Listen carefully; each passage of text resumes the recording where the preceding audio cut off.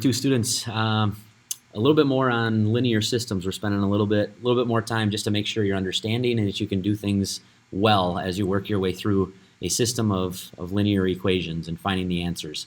So today we're starting off with a little bit of a warm-up, kind of just an application of that. So if you notice, we've got a basic model of a certain brand of car that costs $16,000, and then it costs 22 cents per mile to drive it. The luxury form of that same car is $16,300, and then 20 cents per mile to drive it. Okay, so it's cheaper to drive, but costs a little bit more. First off, we want to write the equation for the basic model. And if you notice, one of the reasons why I'm doing this is I wanted to add in this concept of this f of x notation, g of x notation, what all this stuff means. So f of x, since we haven't really talked about it previously, it's the same thing as y, but it helps us recognize when we have more than one equation, which one, so we don't have two equations that are both y equals. We can say one of them is f of x equals and the other one is g of x equals, and then we know which one we're talking about. So it kind of separates those two. We could even add in, if we had a third equation, we could call it h of x or r of x or whatever. So that's the point of this, with what is called function notation. Okay? So if we're going to write an equation for the basic model, the idea here is we have 22 cents per mile to drive that. So the first part that we're going to come up with is I'm going to put 0.22x. Okay, 22 cents per mile, where x is the number of miles that we're driving this. Okay, to that then I have to add, though, the flat cost of the car at the beginning of $16,000. So there's my first equation, where x, like I said, represents the number of miles that you drive. Okay? So as you work your way through that problem, there's your equation. Now in part B, when it says to find f at 1,000, what this is actually, if you notice what's in parentheses is the 1,000, that's the x value. They're saying find the value of the function when x equals 1,000. Okay? So if I take 1,000 and I plug it in, f at 1,000 would equal 0.22 times 1,000 plus the 16,000 from our equation. Okay, one more zero. So if we type that in, 1,000 times 0.22 gives you 220 plus the 16,000 that we began with. So therefore we have a total of $16,220. So the other part I want you to, as you work through problems like this, because there is actually an application, I want you to think about it. I don't want you to just find numbers. So what this means is we plugged in 1,000 for x. Remember, x represented the number of miles driven. Okay, matter of fact, I'm going to put that back up here in part A. X equals miles driven, just so we have that. And that means y then, or f at x in this case, represents the cost after that many miles. So for this problem, 1,000, after we drive 1,000 miles, the total cost of this vehicle would be $16,220. If I went to 10,000, now we would go through and add all of that up, and we end up with 10,000 is $18,200. Okay, so after 10,000 miles of driving this car, you end up with 18,200. And the last one, if I plug in 100,000 miles, you end up with, that's a total of 38,000 miles, or $38,000, excuse me, after 100,000 miles. Okay, so there's your three answers for that. Now in part C, they want you to write an equation for the luxury model. Now x in this problem is still going to represent the number of miles driven, it's just by a different car. Okay, so same idea. It's a little bit cheaper to drive, so it's only 20 cents per mile, 0.20x, but it costs a little bit more when we buy it. It's $16,300. So there's your equation. G at x, or y, equals 0.20x plus 16,300.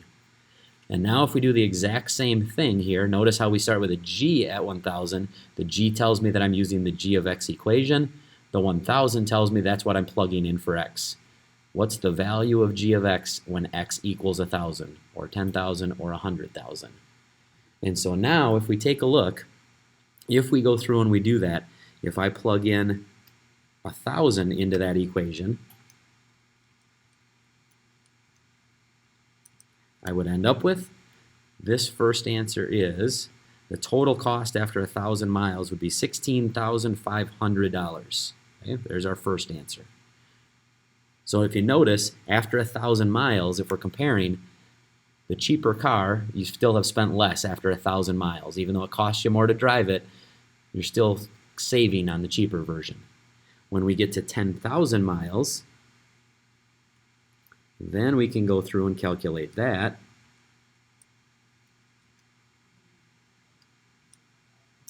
That ends up being $18,300. Okay, when you're after driving 10,000 miles.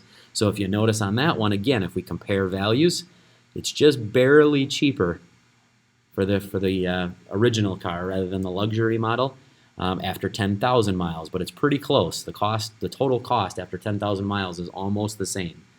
And then if we go through and we type in 100,000, we end up with a total cost of $36,300 if we type that in. So notice in the long run, if you're going to keep this car for at least 100,000 miles, it'll actually be cheaper to buy the more expensive version up front because it then in the long run will save you money because of the cents per mile. Okay?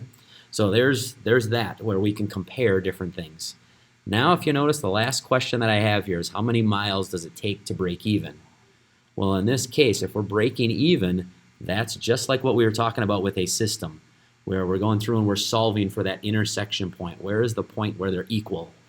So I'm going to take my first equation up here from part A, the 0.22x plus 16,000. I'm going to put that down here. Let's do that in a different color. 0.22x plus 16,000. I want to know where does that equation and cost equal the second one, which we said was 0.20x plus 16,300. Okay? Now, we already know, just based on the numbers we plugged in, it's going to be right around 10,000 miles is the idea. Okay? But let's go ahead and actually calculate this. So I'm going to subtract the 0.20x over here to the left-hand side. It means those cancel. And since I'm bringing the x's to the left, I'm going to go through and bring the constants to the right-hand side. So those cancel. I end up with 0.02x equal to 300. And now, if we keep going just to finish this off, divide everything by 0.02. Those will cancel.